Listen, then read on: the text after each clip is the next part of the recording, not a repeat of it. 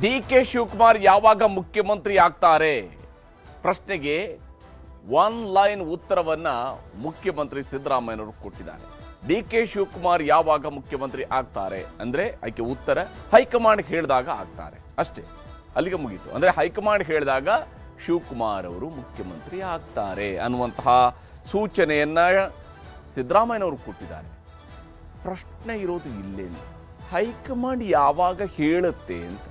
High command ಹೇಳಿದಾಗ ಆಗ್ತಾರೆ ನಿಜ, ಹೈಕಮಾಂಡ್ ಯಾವಾಗ ಹೇಳುತ್ತೆ, ಹೈಕಮಾಂಡ್ ಹೇಳುವಂತಹ ಸನ್ನಿವೇಶ ಯಾವಾಗ ಸೃಷ್ಟಿಯಾಗತ್ತೆ, ಹೈಕಮಾಂಡ್ ಹೇಳದಂತೆ ತಡೆಯುವ ಶಕ್ತಿ ಯಾವುದಿರುತ್ತೆ, ಹೈಕಮಾಂಡ್ ನಿಜಕ್ಕೂ ಹೇಳುತ್ತಾ, ಅದು 2.5 ವರ್ಷದ ಒಳಗಡೆ ಹೇಳುತ್ತಾ, ಇನ್ನೂ 1 ತಿಂಗಳಲ್ಲೋ 2 ತಿಂಗಳಲ್ಲೋ 3 ತಿಂಗಳಲ್ಲಿ ಹೇಳುತ್ತಾ, ಅಥವಾ ಇನ್ನೊಂದು ವರ್ಷ ಕಳೆದ ಮೇಲೆ ಹೇಳುತ್ತಾ, ಯಾವಾಗ ಹೇಳುತ್ತೆ, ಈ ಪ್ರಶ್ನೆಗೆ ಉತ್ತರ ಸಿಕ್ಕಿಲ್ಲ.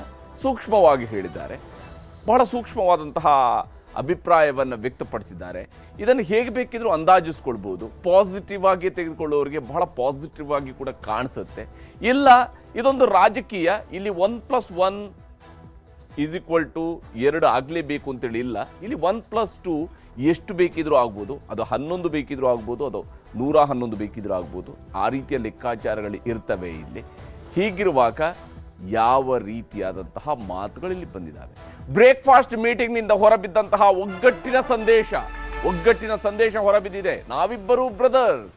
ನಿನ್ನೆ ಶಿವಕುಮಾರ್ ಹೇಳಿದಂತಹ ಮಾತು ನಾವಿಬ್ಬರೂ ಬ್ರದರ್ಸ್, ಇದು ಇವತ್ತು ಸಿದ್ದರಾಮಯ್ಯನವರು ತಿಂಡಿ ತಿಂದ ಮೇಲೆ ಹೇಳಿದಂತಹ ಮಾತು. ಬೆಳಗಾವಿ ಅಧಿವೇಶನ ಎದುರಿಸೋದೊಂದೇ ಜೋಡೆತ್ತಿನ ಟಾಸ್ಕ್. ಇವಾಗ ಜೋಡೆತ್ತಿನ ರೀತಿಯಲ್ಲಿ ಈ ಟಾಸ್ಕ್ ಅನ್ನು ಎದುರಿಸೋದಕ್ಕೆ ಸಜ್ಜಾಗಿದ್ದಾರೆ. ಕಾದು ನೋಡುವ ತಂತ್ರಕ್ಕೆ ಮುಂದಾಗಿದ್ದಾರೆ ಡಿ.ಕೆ. ಬ್ರದರ್ಸ್ಗೂ ಕೂಡ ಈಗ ಬೇರೆನೇನು ಆಪ್ಷನ್ಸ್ ಇಲ್ಲ. ಮುಖ್ಯಮಂತ್ರಿಯವರೇನು ನಾನೇನು ನಿಮ್ಮನ್ನು ಮುಖ್ಯಮಂತ್ರಿ ಮಾಡೋಕ್ಕೆ ಬಿಡೋದಿಲ್ಲ, ನೀವು ಮುಖ್ಯಮಂತ್ರಿ ಆಗೋದೇ ಇಲ್ಲ, ಶಿವಕುಮಾರ್ ಅವರಿಗೆ ಮುಖ್ಯಮಂತ್ರಿ ಆಗೋ ಚಾನ್ಸೇ ಇಲ್ಲ, ಈ ರೀತಿಯಾಗಿ ಹೇಳ್ತಾ ಇಲ್ಲ ಸಿದ್ದರಾಮಯ್ಯನವರು ಹೇಳ್ತಾ ಇರೋದು ವೆರಿ ಕ್ಲಿಯರ್. ಹೈಕಮಾಂಡ್ ಹೇಳಿದಾಗ ಶಿವಕುಮಾರ್ ಅವರು ಮುಖ್ಯಮಂತ್ರಿ ಆಗ್ತಾರೆ ಅನ್ನುವಂತಹ ಭರವಸೆಯ ಆಶಾದಾಯಕ ಕನಸು ಕಾಣಬಹುದಾದ ಮಾತುಗಳನ್ನೇ ಸಿದ್ದರಾಮಯ್ಯನವರು ಹೇಳಿದ್ದಾರೆ. ಹೀಗಿರುವಾಗ ಸಿದ್ದರಾಮಯ್ಯನವರ ಮಾತು, ಅದು ಕೊಡ್ತಾ ಇರುವಂತಹ ಅರ್ಥ ಹಾಗೂ ಶಿವಕುಮಾರ್ ಅವರ ಕನಸು, ಅದು ನನಸಾಗೋದಕ್ಕೆ ಬೇಕಾಗಿರುವಂತಹ ಕಾಲಾವಕಾಶ, ಇವೆಲ್ಲದರ ಬಗ್ಗೆಯೂ ಕೂಡ ಬಹಳಷ್ಟು ಅನುಮಾನಗಳಿದ್ದಾವೆ, ಬಹಳಷ್ಟು ಚರ್ಚೆಗಳಿದ್ದಾವೆ, ಬಹಳಷ್ಟು ಪ್ರಶ್ನೆಗಳಿದ್ದಾವೆ. ಇವೆಲ್ಲವನ್ನು ಕೂಡ ವಿವರಿಸ್ತಾ ಹೋಗ್ತೀನಿ. ಇಲ್ಲಿ ನಾವಿಬ್ಬರೂ ಒಂದೇ ಅಂತೇಳಿ ಸಿದ್ದರಾಮಯ್ಯನವರು ಕೂಡ ಹೇಳಿದ್ದಾರೆ. ಶಿವಕುಮಾರ್ ಅವರು ನಿನ್ನೆ ಹೇಳಿದರು, ಸಿದ್ದರಾಮಯ್ಯನವರು ಇವತ್ತು ಹೇಳ್ತಿದ್ದಾರೆ. ನಾಟಿ ಕೋಳಿ ಸಾರಿನ ಜೊತೆಗೆ ಸಿದ್ದರಾಮಯ್ಯನವರು ಇಡ್ಲಿ ತಿಂದಿದ್ದಾರೆ, ಶಿವಕುಮಾರ್ ಅವರು ಪ್ಯೂರ್ ವೆಜ್ ತಿಂಡಿ ತಿಂದಿದ್ದಾರೆ. ಇಲ್ಲಿ ಕುರ್ಚಿ ಕದನದ ಮಧ್ಯೆಯೇ ಬ್ರೇಕ್ಫಾಸ್ಟ್, ಅಲ್ಲಿಂದಲೇ ಸಂದೇಶ ರವಾನೆ ಆಗಿದೆ. ಕುರ್ಚಿ ಕದನ ಒಂದು ಕಡೆಯಲ್ಲಿ ಬಹಳ ಜೋರಾಗಿಯೇ ಸಾಗ್ತಾ ಇದೆ. ಇದರ ನಡುವೆನೇ ಒಂದು ಒಗ್ಗಟ್ಟಿನ ಸಂದೇಶವನ್ನು ಇಬ್ಬರೂ ನಾಯಕರು, ಯಾಕಂದರೆ ಈ ಕಾಂಗ್ರೆಸ್ ಸರ್ಕಾರ ಅನ್ನುವಂತಹ ರಥವನ್ನ ಎಳಿತಾ ಇರುವಂತಹ ಜೋಡೆತ್ತುಗಳು ಸಿದ್ದರಾಮಯ್ಯನವರು ಮತ್ತು ಶಿವಕುಮಾರ್ ಅವರು, ಅಥವಾ ಇದನ್ನು ಡಬಲ್ ಸ್ಟೀರಿಂಗ್ ಸರ್ಕಾರ ಅಂತ ಕೂಡ ಹೇಳ್ಬೋದು. ಇಬ್ರು ಕೂಡ ಸ್ಟೀರಿಂಗ್ ಇಟ್ಕೊಂಡು ಓಡಿಸ್ತಾ ಇದ್ದಾರೆ. ಒಬ್ರು ಮುಖ್ಯಮಂತ್ರಿಯಾಗಿ ಸ್ವಲ್ಪ ಮುಂದೆ ಇದ್ದಾರೆ, ಇನ್ನೊಬ್ರು ಸ್ವಲ್ಪ ಹಿಂದೆ ಕೂತಿದ್ದಾರೆ ಅಷ್ಟೇ. ಇಬ್ರು ಕೂಡ ಸೇರಿಕೊಂಡು ಈ ಸರ್ಕಾರವನ್ನ ಓಡಿಸ್ತಾ ಇದ್ದಾರೆ. ಹೀಗಿರುವಾಗ ಸಿದ್ದರಾಮಯ್ಯ ಮತ್ತು ಡಿ.ಕೆ. ಶಿವಕುಮಾರ್ ಮಧ್ಯೆ ಗೊಂದಲಗಳಿಲ್ಲ ಅನ್ನುವಂತಹ ಸಂದೇಶವನ್ನ ಇವರಿಬ್ಬರೂ ನೀಡುವ ಪ್ರಯತ್ನವನ್ನ ಮತ್ತೆ ಮಾಡ್ತಾ ಇದ್ದಾರೆ, ಮತ್ತೆ ಹೇಳ್ತಾ ಇದ್ದಾರೆ. ನಾವಿಬ್ಬರೂ ಒಂದಾಗಿದ್ದೇವೆ, ನಮಗಿಬ್ಬರಿಗೂ ಯಾವುದೇ ರೀತಿಯ ತೊಂದರೆ ಇಲ್ಲ, ನಾವು ಜೊತೆ ಕೂತ್ಕೊಂಡು ತಿಂಡಿ ತಿನ್ನಬಲ್ಲೆವು, ನಾವು ಜೊತೆ ಕೂತ್ಕೊಂಡು ಮಾತನಾಡಬಲ್ಲೆವು, ಒಬ್ರ ಮುಖ ಇನ್ನೊಬ್ರು ನೋಡ್ಕೊಂಡೇ ಮಾತಾಡ್ತೀವಿ ಅನ್ನುವಂಥ ಸಂದೇಶಗಳನ್ನೆಲ್ಲ ಕೊಡ್ತಾ ಇದ್ದಾರೆ. ನಾಟಿ ಕೋಳಿ ಖಾದ್ಯ ತಿಂದು ಒಗ್ಗಟ್ಟಿನ ಮಂತ್ರವನ್ನು ಡಿ.ಕೆ. ಬ್ರದರ್ಸ್ ಜೊತೆಗೆ ಸಿದ್ದರಾಮಯ್ಯನವರು ಕೂಡ ಪ್ರದರ್ಶಿಸಿದ್ದಾರೆ. ಇವರು ಈಗ ಹೊಸ ಬ್ರದರ್ಸ್, ಈಗ ಶಿವಕುಮಾರ್ ಮತ್ತು ಸಿದ್ದರಾಮಯ್ಯನವರು ಹೊಸ ಬ್ರದರ್ಸ್. ಯಾಕೆಂದರೆ ನಿನ್ನೆ ಶಿವಕುಮಾರ್ ಅವರು ಹೇಳಿದರು ನಾವು ಬ್ರದರ್ಸ್ ರೀತಿಯಲ್ಲಿ ಇದ್ದೀವಿ, ಇವತ್ತು ಸಿದ್ದರಾಮಯ್ಯನವರು ಕೂಡ ಹೇಳಿದ್ದಾರೆ ಹೌದು ನಾವು ಬ್ರದರ್ಸ್ ರೀತಿಯಲ್ಲಿ ಕೆಲಸ ಮಾಡ್ತಿದ್ದೀವಿ ಅಂತೇಳಿ. ಪ್ರತಿಪಕ್ಷಗಳಿಗೂ ಪಕ್ಷದೊಳಗಿನ ಟೀಕಾಕಾರರಿಗೂ ಸದಾಶಿವನಗರದ ಸಂದೇಶವನ್ನು ರವಾನೆ ಮಾಡುವಂತಹ ಕೆಲಸವನ್ನು ಸಿದ್ದರಾಮಯ್ಯನವರು ಮಾಡಿದ್ದಾರೆ, ಶಿವಕುಮಾರ್ ಅವರು ಕೂಡ ಮಾಡಿದ್ದಾರೆ. ಶಿವಕುಮಾರ್ ಅವರು, ಸುರೇಶ್ ಅವರು, ಹಾಗೆಯೇ ಡಾಕ್ಟರ್ ರಂಗನಾಥ್, 3 ಜನ ಶಿವಕುಮಾರ್ ಅವರ ಕಡೆಯಿಂದ, ಮತ್ತು ಸಿದ್ದರಾಮಯ್ಯನವರು ಒಬ್ಬರೇ ಬಂದಿದ್ದಾರೆ. ತನ್ನ ಜೊತೆಗೆ ಇತರೆ ಮಂತ್ರಿಗಳನ್ನಾಗಲಿ ಆಪ್ತರನ್ನಾಗಲಿ ಇವ್ರನ್ನ ಕೂಡ ಕರ್ಕೊಂಡು ಬರಲಿಲ್ಲ. ಸಿದ್ದರಾಮಯ್ಯನವರು ಒಬ್ಬರೇ ಬಂದಿದ್ದಾರೆ. ಸಿದ್ದರಾಮಯ್ಯನವರು ಒಬ್ಬರೇ ಬಂದು ಶಿವಕುಮಾರ್ ಅವರ ಮನೆಯಲ್ಲಿ ತಿಂಡಿ ತಿಂದಿದ್ದಾರೆ. ಮೊನ್ನೆಯೂ ಚರ್ಚೆಯಾಗಿದೆ, ಹೈಕಮಾಂಡ್ ಹೇಳಿದಂತೆ ನಡೆದುಕೊಳ್ತೇವೆ. ಯಾಕಂದರೆ ಅದನ್ನೇ ಮತ್ತೆ ಎಷ್ಟು ಸಲ ಹೇಳ್ಕೊಳ್ಳೋದಕ್ಕೆ ಸಾಧ್ಯ. ಹೈಕಮಾಂಡ್ ಹೇಳ್ದಂಗೆ ನಾವು ಕೇಳ್ತೀವಿ, ಹೈಕಮಾಂಡ್ ಹೇಳ್ದಂಗೆ ನಾವು ಕೇಳೋಣ ಅಂತ ಎಷ್ಟು ಸಲ ಹೇಳ್ಕೊಂಡಿರೋಕ್ಕೆ ಸಾಧ್ಯ. ಮೊನ್ನೆ ಈಗ ಅದನ್ನು ಮಾತನಾಡ್ಕೊಂಡಿದ್ದಾರೆ. ಹಾಗಾಗಿ ಮೊನ್ನೆಯೂ ಕೂಡ ಚರ್ಚೆ ಆಗಿದೆ, ಹೈಕಮಾಂಡ್ ಹೇಳಿದಂತೆ ನಡ್ಕೊಳ್ತೀವಿ ಅನ್ನೋಂಥದ್ದು, ಅದೇ ರೀತಿಯಾಗಿ ನಡ್ಕೊಳ್ಳೋಣ ಅನ್ನುವಂಥ ತೀರ್ಮಾನಕ್ಕೆ ಬಂದಿದ್ದಾರೆ.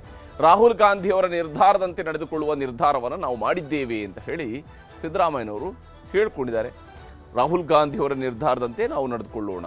ರಾಹುಲ್ ಗಾಂಧಿಯವರು ಹಿಂಗೆ ಹೇಳ್ತಾರೆ, ಹಾಗೆ ಸಿದ್ದರಾಮಯ್ಯನವರು ಕಂಟಿನ್ಯೂ ಆಗಬೇಕು ಅಂದರೆ ಕಂಟಿನ್ಯೂ. ಶಿವಕುಮಾರ್ ಅವರು ನಾಳೆ ಬೆಳಗ್ಗೆನೇ ಬಂದು ರಾಜಭವನಕ್ಕೆ ಹೋಗಿ ಪ್ರಮಾಣ ವಚನ ಸ್ವೀಕರಿಸಿ ಅಂದರೆ ನಾಳೆ ಬೆಳಗ್ಗಿನ ರಾಜಭವನದಲ್ಲಿ ಪ್ರಮಾಣ ವಚನ ಸ್ವೀಕಾರ.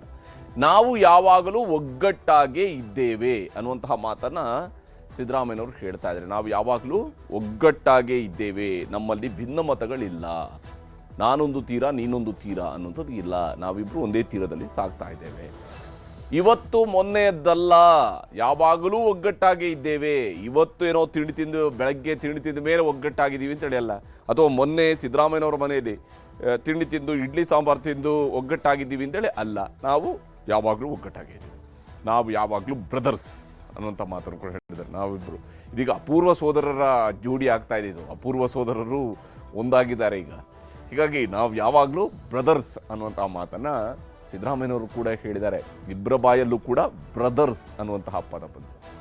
ಒಂದೇ ಪಕ್ಷ, ಒಂದೇ ಸಿದ್ಧಾಂತ, ಒಟ್ಟಿಗೆ ಕೆಲಸವನ್ನ ಮಾಡ್ಕೊಂಡು ಹೋಗ್ತೇವೆ. ನಮ್ಮಿಬ್ಬರದು ಒಂದೇ ಪಕ್ಷ, ಒಂದೇ ಸಿದ್ಧಾಂತ, ಹೀಗಾಗಿ ನಾವು ಒಗ್ಗಟ್ಟಾಗಿ ಕೆಲಸ ಮಾಡಿಕೊಂಡು ಹೋಗ್ತೇವೆ ಅನ್ನುವಂತಹ ಸಂದೇಶವನ್ನು ಕೊಟ್ಟಿದ್ದಾರೆ. ಅಷ್ಟೇ ಅಲ್ಲದೆ 2028ಕ್ಕೂ ನಾವು ಒಟ್ಟಿಗೆ ಕೆಲಸ ಮಾಡ್ತೇವೆ, ಮತ್ತೆ ಪಕ್ಷವನ್ನು ಅಧಿಕಾರಕ್ಕೆ ತರ್ತೇವೆ. ಇದು ಸಿದ್ದರಾಮಯ್ಯನವರು ಮಾಡಿರುವಂತಹ ನಿರ್ಧಾರ, ಕೈಗೊಂಡಿರ್ತಕ್ಕಂತಹ ನಿರ್ಧಾರ. ಮತ್ತೊಮ್ಮೆ ಪಕ್ಷವನ್ನು ಅಧಿಕಾರಕ್ಕೆ ತರಬೇಕು 2028ರಲ್ಲಿ. ಅಲ್ಲಿವರೆಗೂ ಕೂಡ ನಾವು ಒಗ್ಗಟ್ಟಾಗಿ ಕೆಲಸ ಮಾಡಬೇಕು, ನಂತರವೂ ಕೂಡ ಒಗ್ಗಟ್ಟಾಗಿರಬೇಕು. ನಾವು ಯಾರು ಬೇರೆ ಬೇರೆ ಇರಲಿಲ್ಲ ಅನ್ನುವಂಥ ಮಾತನ್ನು ಶಿವಕುಮಾರ್ ಅವರು ಕೂಡ ಹೇಳ್ಕೊಂಡಿದ್ದಾರೆ. ನಾವು ಯಾರು ಕೂಡ ಸಿದ್ದರಾಮಯ್ಯನವರು ಬೇರೆ, ನಾನು ಬೇರೆ ಅನ್ನುವಂಥದ್ದು ಇರಲಿಲ್ಲ. ಸಿದ್ದರಾಮಯ್ಯನವರು ಕಾಂಗ್ರೆಸ್ಗೆ ಬಂದ ಮೇಲೆ ನಾವೆಲ್ಲ ಒಂದೇ, ಬೇರೆ ಬೇರೆ ಅನ್ನುವಂಥದ್ದು ನಮ್ಮಲ್ಲಿ ಇರಲಿಲ್ಲ ಅನ್ನುವಂಥ ಮಾತನಾಡಿದರು. ಇವರಿಬ್ಬರ ಮಾತುಗಳು ಏನಿದ್ವು ಅನ್ನೋದನ್ನು ತಿಂಡಿ ತಿಂದ ಮೇಲೆ ಏನೆಲ್ಲ ಮಾತನಾಡಿದ್ದಾರೆ ಅನ್ನೋದನ್ನು ನಿಮ್ಗೆ ತೋರಿಸ್ತೀವಿ. ಚರ್ಚೆ ಮಾಡಿದ್ದೀವಿ. ಹೈಕಮಾಂಡ್ನವರು ಏನು ಹೇಳ್ತಾರೆ ಅದರಂತೆ ನಡ್ಕೋಬೇಕು ಅಂತ ಹೇಳಿದ್ದೀವಿ. ರಾಹುಲ್ ಗಾಂಧಿ ಏನು ಡಿಸಿಷನ್ ತಗೋತಾರೆ ಅದರಂತೆ ನಡ್ಕೋಬೇಕು ಅಂತ ಮೊನ್ನೆನೇ ಚರ್ಚೆ ಮಾಡಿದ್ದೀವಿ. ಇವತ್ತು ಅದನ್ನೇ ಚರ್ಚೆ ಮಾಡಿದ್ದೀವಿ. ನಾವು ಯಾವಾಗಲೂ ಒಗ್ಗಟ್ಟಾಗಿದ್ದೀವಿ. ಏನು ಈಗ ಒಗ್ಗಟ್ಟಾಗಿದ್ದೀವಿ? ಕೇಳ್ರಿ ಇಲ್ಲಿ, ಇವತ್ತು ಒಗ್ಗಟ್ಟಾಗಿರೋದಿಲ್ಲ, ಮೊನ್ನೆ ಒಗ್ಗಟ್ಟಾಗಿರೋದಲ್ಲ, ಯಾವಾಗಲೂ ಒಗ್ಗಟ್ಟಾಗಿದೆ. ಜೋಡೆತ್ತುಗಳು ತುಂಬಾ ಫೇಮಸ್ ಆಗ್ತಿತ್ತು. ಈಗ ಬ್ರದರ್ಸ್ ಅನ್ನೋ ಪದಗಳು ಕೂಡ ನಿಮ್ಮ ಇಬ್ಬರನ್ನು ಕೇಳ್ಬರ್ತಿದ್ರು. ನಾವು ಯಾವಾಗಲೂ ಬ್ರದರ್ಸೇ, ಒಂದೇ ಪಕ್ಷದಲ್ಲಿದ್ದೀವಿ, ಒಂದೇ ಸಿದ್ಧಾಂತದ ನಂಬ್ಕೊಂಡಿದ್ದೀವಿ, ಒಟ್ಟಿಗೆ ಕೆಲಸ ಮಾಡ್ತೀವಿ. ಮುಂದಿನ 2028ಕ್ಕೂ ಕೂಡ ನಾವು ಒಟ್ಟಿಗೆ ಕೆಲಸ ಮಾಡ್ತೀವಿ, ಅಧಿಕಾರಕ್ಕೆ ತಗೋಬೇಕು. ಬೇರೆ ಯಾರು ನೋಡ್ರಿ, ಒಂದ್ ಹೇಳಪ್ಪ, ಇಲ್ಲಿ ಯಾರು ಬೇರೆನೂ ಇರ್ಲಿಲ್ಲ, ಏನಿಲ್ಲ. ನೀವು ಬೇರೆ ಮಾಡ್ತಾ ಇದ್ದೀರಾ.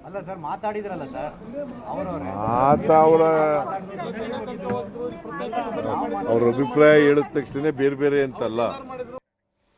ಹೀಗೆ ಅಭಿಪ್ರಾಯ ಹೇಳಿದ ತಕ್ಷಣ ಬೇರೆ ಬೇರೆ ಅಂತೇಳಿ ಅಲ್ಲ, ಯಾರೋ ಏನೋ ಅಭಿಪ್ರಾಯ ಹೇಳಿದ್ರು ಅಂತ ಹೇಳಿದ ತಕ್ಷಣ ಬೇರೆ ಬೇರೆ ಅಲ್ಲ, ನಾವು ಯಾವತ್ತೂ ಒಂದೇ ಅನ್ನುವ ಸಂದೇಶವನ್ನು, ಒಗ್ಗಟ್ಟಿನ ಸಂದೇಶವನ್ನು ಕಳಿಸೋದರಲ್ಲಿ ಕಾಂಗ್ರೆಸ್ ಹೈಕಮಾಂಡ್ ಯಶಸ್ವಿಯಾಗಿದೆ ಈ ಇಬ್ಬರು ನಾಯಕರ ವಿಚಾರದಲ್ಲಿ. ಆದರೆ ಈಗ ಬ್ರದರ್ಸು ಕಾಯ್ತಾ ಇದ್ದಾರೆ. ಬ್ರೇಕ್ಫಾಸ್ಟ್ ಮೀಟಿಂಗ್ ಬಳಿಕ DK ಟೀಮ್ ಕಾದು ನೋಡುವಂತಹ ತಂತ್ರಕ್ಕೆ ಈಗ ಮುಂದಾಗಿದೆ.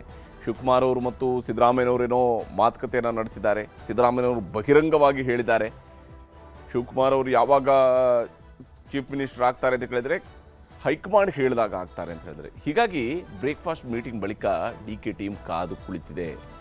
CM ಸಿದ್ದರಾಮಯ್ಯ ತೆರಳಿದ ಬಳಿಕ DK ಸಹೋದರರು ಸಪ್ರೇಟ್ ಆಗಿ ಮಾತುಕತೆಯನ್ನು ನಡೆಸಿದ್ದಾರೆ. ಯಾಕಂದರೆ ಮುಖ್ಯಮಂತ್ರಿಯವರು ಬಂದು ಹೋಗಿದ್ದಾರೆ. ಮನೆಗೆ ದೊಡ್ಡವರು ಬಂದು ಹೋದ ನಂತರ ಸಾಮಾನ್ಯವಾಗಿ ಮನೆ ಮಂದಿ ಕೂತ್ಕೊಂಡು ಮಾತಾಡುವಂಥದ್ದು ಸರ್ವೇ ಸಾಮಾನ್ಯ. ಎಲ್ಲ ಮನೆಗಳಲ್ಲಿ ನಡೆಯೋ ರೀತಿಯಲ್ಲಿ ಶಿವಕುಮಾರ್ ಅವರ ಮನೆಯಲ್ಲೂ ಕೂಡ ಆಗಿದೆ. ಶಿವಕುಮಾರ್ ಮತ್ತು ಅವರ ಸಹೋದರ ಹಾಗೆಯೇ ಡಾಕ್ಟರ್ ರಂಗನಾಥ್ ಇವರೆಲ್ಲ ಕೂತ್ಕೊಂಡು ಮಾತನಾಡಿದ್ದಾರೆ.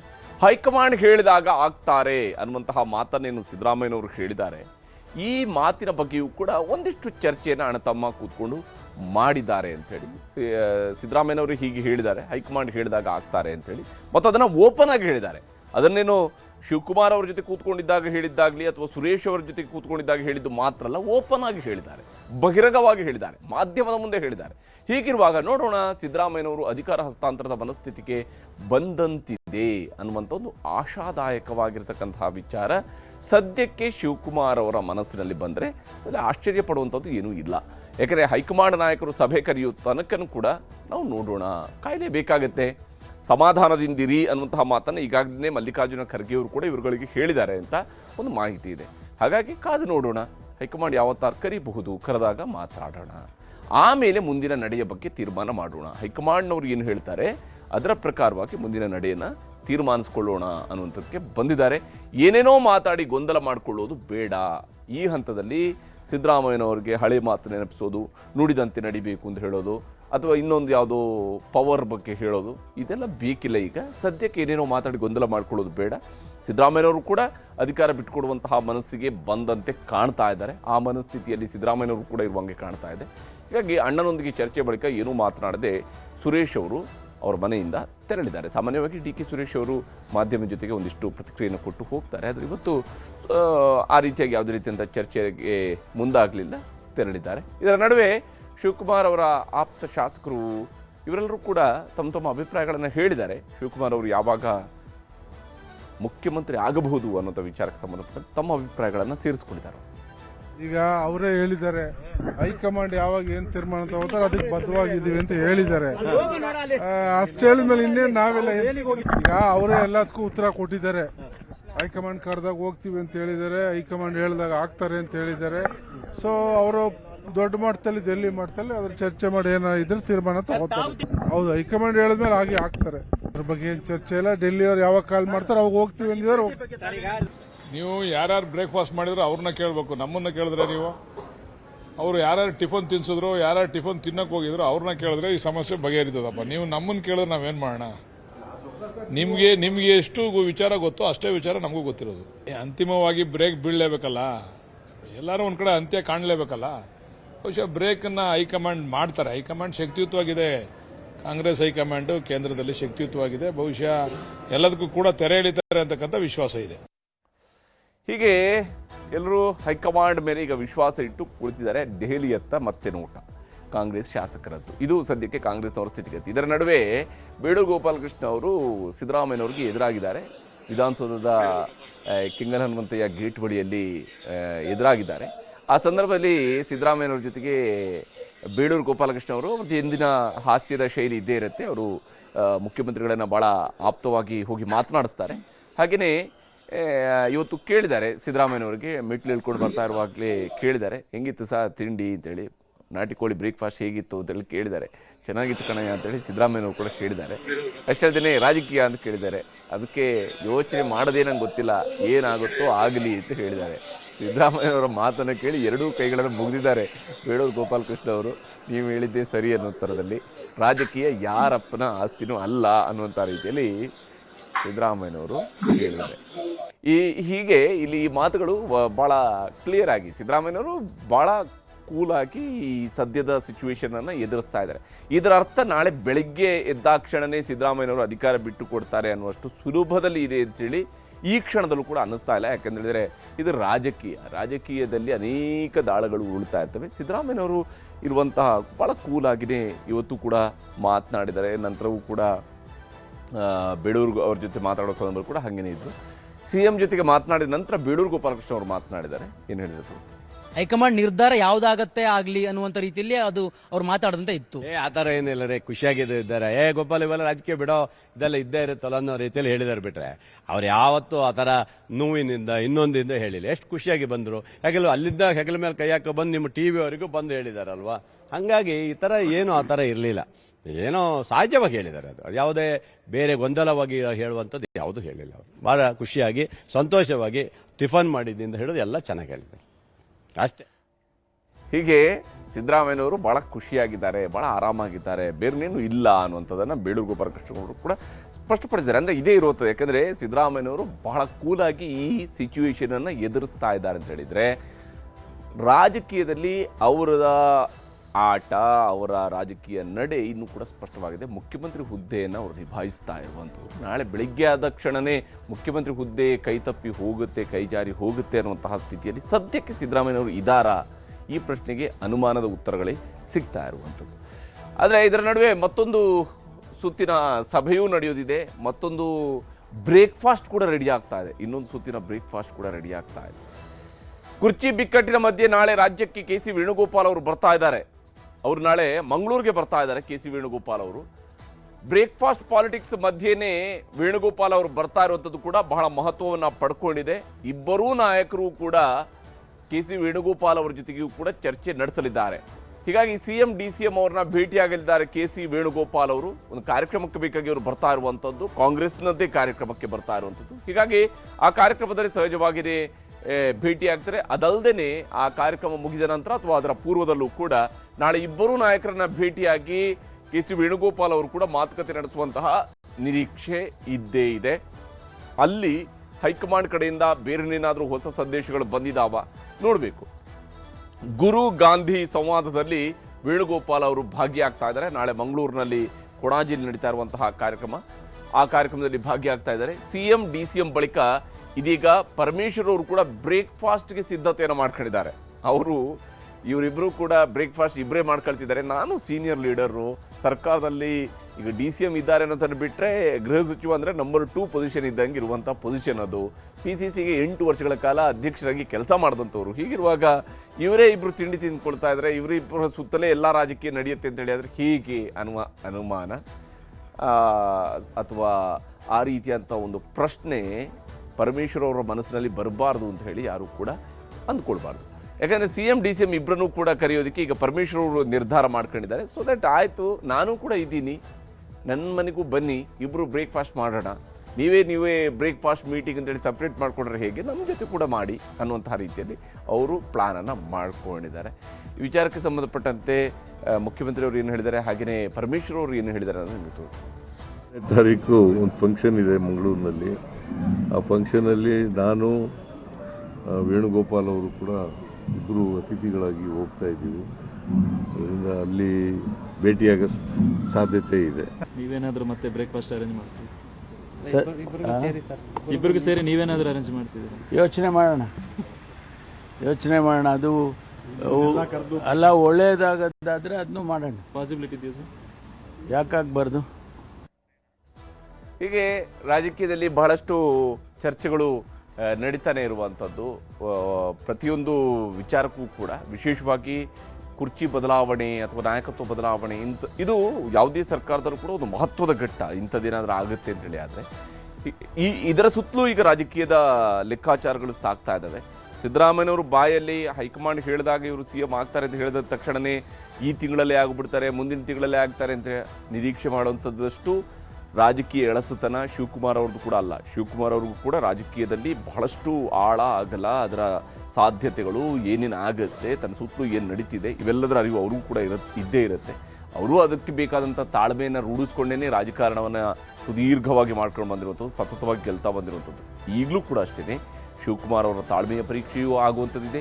ಸಿದ್ದರಾಮಯ್ಯನವರ ರಾಜಕೀಯದ ಅಗ್ನಿ ಪರೀಕ್ಷೆಗಳು ಕೂಡ ನಡೆಯುವಂಥದ್ದು ಇದೇ ಸಂದರ್ಭದಲ್ಲಿ ಆಗುವಂಥದ್ದೇ. ಹೀಗಾಗಿ ಏನು ನಿರ್ಧಾರಕ್ಕೆ ಅಂತಿಮವಾಗಿ ಇವರು ಬರ್ತಾರೆ, ಹೈಕಮಾಂಡ್ ಹೇಳಿದಾಗ CM ಅನ್ನುವಂಥದ್ದು ಯಾವಾಗ ಅನ್ನುವಂತಹ ಪ್ರಶ್ನೆಗೆ ಇನ್ನೂ ಕೂಡ ಉತ್ತರ ಸಿಗೋದಿಲ್ಲ. ಸದ್ಯಕ್ಕಂತೂ ಸಿಗುವ ಲಕ್ಷಣಗಳು ಕೂಡ ಕಾಣ್ತಾ ಇಲ್ಲ. ಎರಡನೇ